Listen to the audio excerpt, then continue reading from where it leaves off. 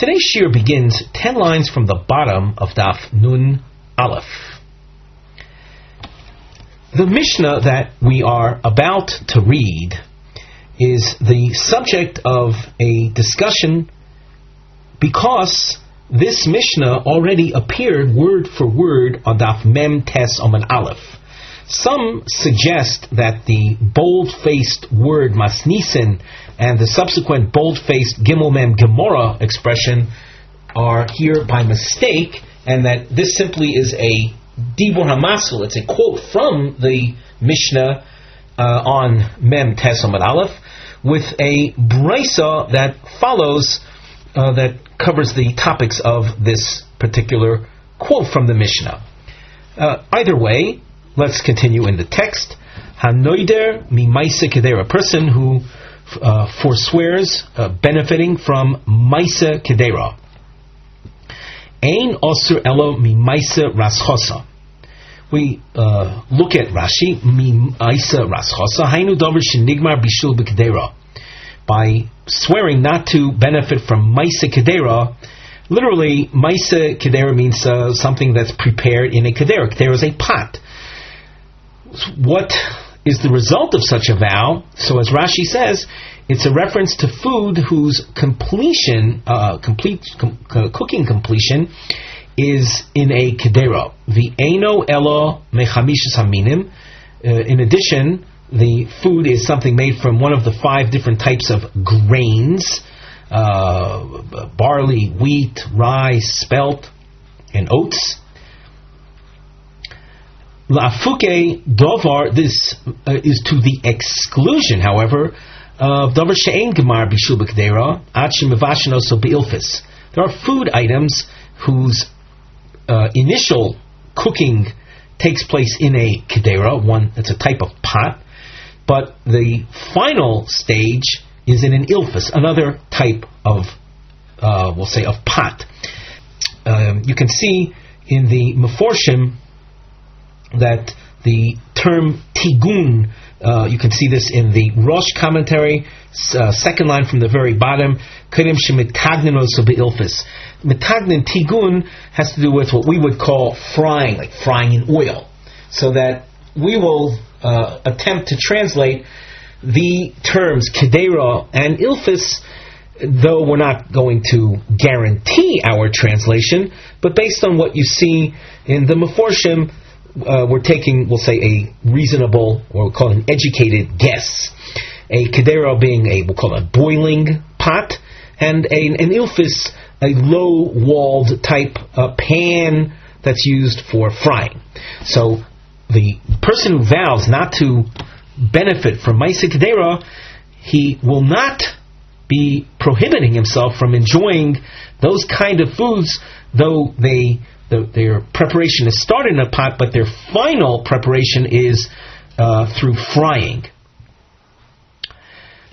Omar kainim hayored l'kedera she'eni tayim. If he phrases his vow this way, kainim hayored l'kedera she'eni tayim, also b'chol hanaseh b'kedera. This is more inclusive, and he's prohibiting himself from anything that is prepared in a kedera, even something that will be prepared in an ilfis. So that you can have something that starts off in a kedera and its final stage of preparation is in an ilfis, this will be prohibited to him. Rashi's explanation on b'chol hanas b'kedera, afilu mevushal be'ilfis, also even if it's cooked or prepared in an ilfis, this term kainim shayored l'kedera will include that as being prohibited. Now the Gemara presents a Tanaic source, Tanya, hanoder min hayored l'kedera. If a person uses that expression, he doesn't want to benefit from that which literally means descends into a kedera. Ozer b'yored l'ilfis, he's prohibiting himself from things that are prepared in an ilfis. Why? Shikvar yorad l'kedera kadim shiyored l'ilfis.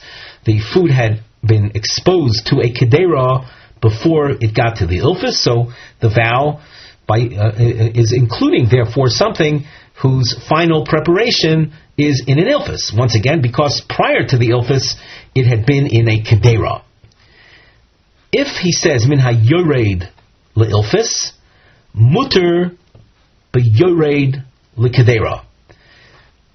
This means, according to Rashi, that if a person swears not to benefit from yored le-ilfus, he is allowed to partake of something that is put into a kedera before it goes into an ilfus. If we look in the Rashi, min ha-yored bilfus muter b'yored l'kedera koidem sheyorad or sheyered l'ilfus. There's a Tosfos commentary. Min ha-yored l'ilfus. We're looking at the Tosfos together in the last third of the Tosfos commentary. Min ha-yored l'ilfus muter b'yored l'kedera pchila. Something, if he vows not to benefit from a yored bilfus, he is allowed to partake of things that go into a kedera first. And here Tosfos says something that we didn't explain before. Afal pi shenigmar be'ilfus.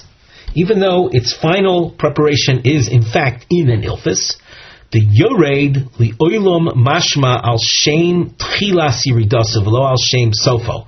The word yored is a reference to the beginning stage of its preparation and not its end stage. So that if he forswears benefiting from a yored leilfis, the fact that it's completed in an ilfis doesn't subject it to this particular vow, because all it's referring to is that which started off in an ilfis, not that which starts off in a kedera. The Gemara continues, min ha-na'aseh. Notice here we're using the word na'aseh instead of the word yored. If a person swore not to benefit min ha-na'aseh b'kedera, this is mashma, something that is completed in a kedera, muter b'na'aseh b'ilfis. He is allowed to partake of something that's na'aseh in an ilfis, even though prior to the ilfis it had been in a kedera. Min ha-na'aseh b'ilfis. If a person swore not to benefit from something or not to eat something that was na'aseh b'ilfis, muter b'na'aseh b'kedera. He is allowed to partake of something that is completed in a kedera, even though prior to that it was in an ilfis. Because, once again, the word na'aseh means something that was completed in whatever the vow was, whatever the vow specified. Hanoder min ha-yored l'tanur ein osur elo b'pas. If he terms his vow that way, anything that is yored l'tanur, what he means to exclude or what he means to prohibit is benefiting from bread. V'imomar kol ma'aseh tanur olai. If he phrases the vow that way, kol ma'aseh tanur olai, that's more inclusive. Ozer b'chol hanasim b'tanur. That will include anything or all things that are prepared in an oven. We continue with the Gemara at the top. Let's say Mishnah, in fact, at the top of Omid Beis. A person vows min hakovush. He doesn't want to eat that which is kovush. No, kovush generally means something that is pickled or preserved in a brine. But for Nedarim purposes, min hakovush, you can see there's certain key words that are going to figure in this Mishnah, and on the side under the Nosei heading we feature Noder Min, someone who swore not to benefit min hakovush, hasholuk, hatzli, hamaliach. What do each one of these refer to? So we'll see this Mishnah and the next Mishnah feature these expressions. So the Mishnah says, min hakovush ein osur elo min hakovush shel yerek.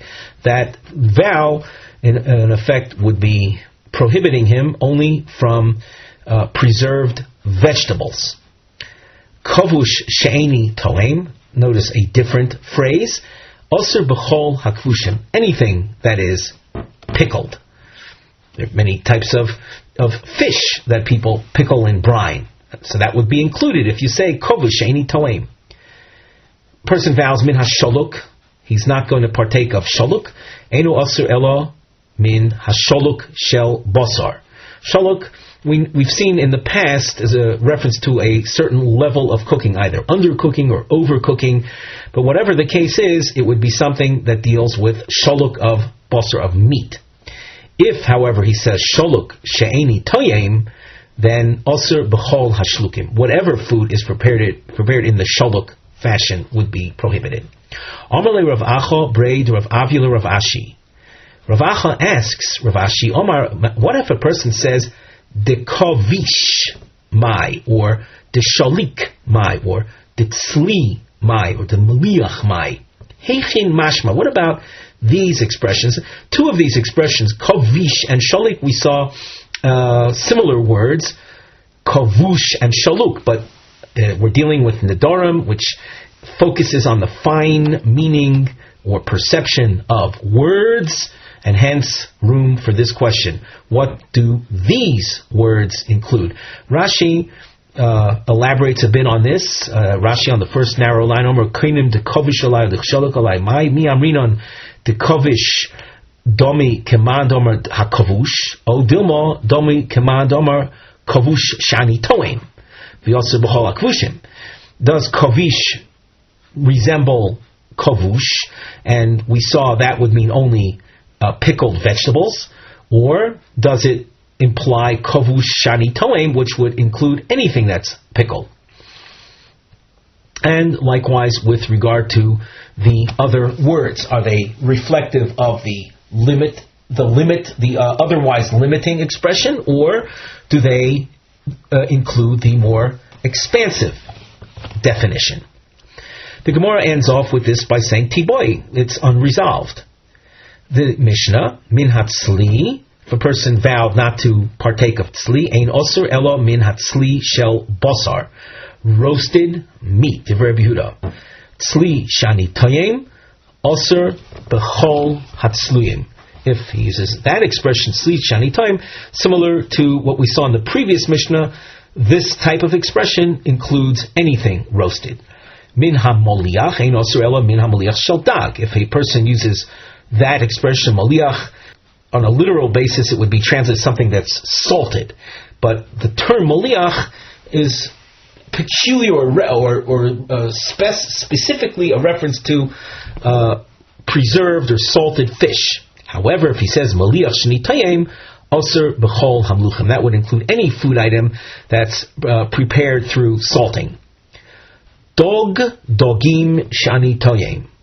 If a person uses an expression like that, dag has to do with fish, dag dagim, so what is the result? Osur bohen, he's forbidden in fish, bein gdolim, bein tanim, bein mluchim, bein tfeilim, bein chayim, bein mevushalim. The dog dagim expression will include gdolim, large fish, ktanim, small fish, whether they're salted, whether they're tfeilim, means unsalted, whether they're raw, or whether they're cooked. Umuter b'toras trufa u'b'tzir v'murias. However, dog dogim does not include toras trufa. Toras is the name of a fish. However, trufa means it's chopped into small pieces, meaning it's not whole. So that the term dog dogim indicates something, whatever, if it's big or small, but it's whole. So, trufa, it's chopped. So dog dogim will not include toras trufa. Toras again is the name of a specific kind of fish that's chopped up, and tzir, brine, murias, is something that's made from the fat of fish. So that tzir, brine, is made from the fish entrails, and murias is something made from fish fats. Hanoder min hatzachana, if one swears or vows not to benefit from tzachana, osur b'toras trufa, umuter b'tzir uvamurias. The Ran elaborates on this on the first wide line under the Gemara text. Hanoder min hatzachana osur b'toras trufa. Tzachana is dogim ktanim harbe meluchim v'yesh mehem trufim. Tzachana is a reference to a lot of small fish that are salted, and amongst them you'll find cut ones, chopped ones. And the majority of them are whole. Since amongst them there are those that are chopped, also b'taras trufa. Since tzachana is a reference to we'll say a collection and amassing of small fish, some of which are not whole anymore. So, by saying, I'm not going to benefit from tzachana, you're prohibiting yourself from benefiting from Torah's trufa. However, regarding tzir and murias, he remains allowed. You don't have pieces of fish in tzir and murias, but rather you have fish fats and fish entrails. The Mishnah continues, Hanoder mitoras trufa, Ozer b'tzir uvamurias. The girsa that we see in the Mishnah, Ozer b'tzir uvamurias, is in fact the girsa you find in Rashi, Tosfos, and the Rosh. The Ran has an opposite girsa. He has muter. But for our purposes, the majority of the Meforshim keep the girsa of our Mishnah. One who vows not to benefit from Torah's trufa is not allowed to partake of tzir and murias. Bear in mind, before we read the Ran's approach, here the Mishnah reflects as the girsa of Rashi, Tosfos, and the Rosh, that one who vows not to benefit from Torah's trufa cannot partake of tzir and murias. And the Rashi says also, b'tzir murias dahani b'chlal trufaninu. Tzir and murias are a subcategory of trufan, things that are cut up, chopped up.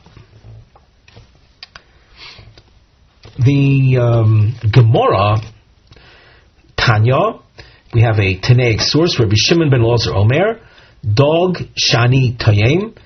If a person uses that expression in his vow, also b'gdolim muter b'ktanim.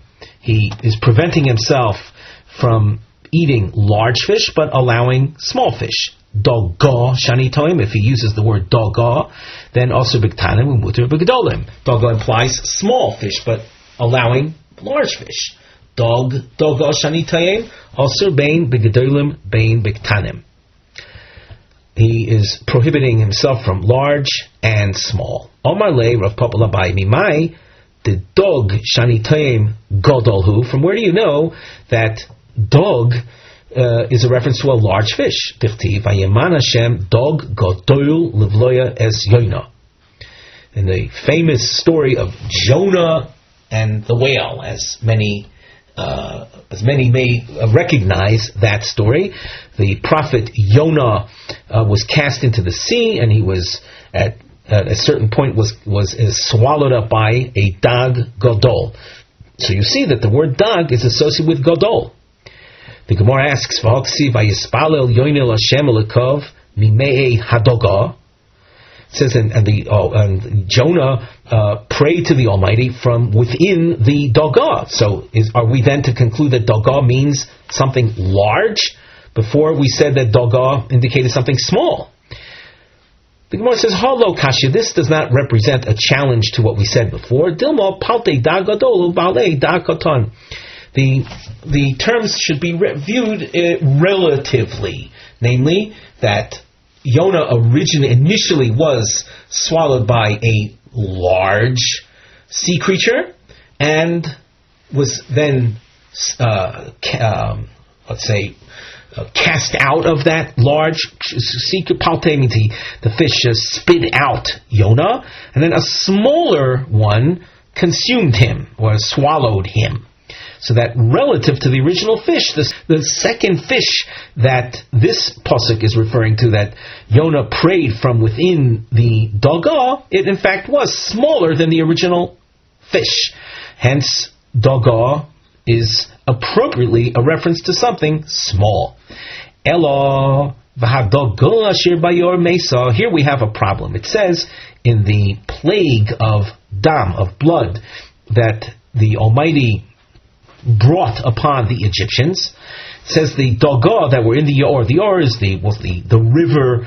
Some people would translate it as the Nile. But all the Dogah in the Yor, they died. Ketana mesu gedola lo mesu. Are you to say that only the small fish died and the large ones did not? Ella truth is, daga mashma gedol mashma katan. The word daga is not limited to one size. One can infer from daga a reference to large and a reference to small. However, Nedarim, with regard to the realm of vows, halochachar loshen b'nei adam, you follow common speech, and in common speech, daga is used to refer to small fish. Hanodir min hatzachana v'chulei, Amar Ravino Ravashi, Omar Harei Olai Tzichin Mai.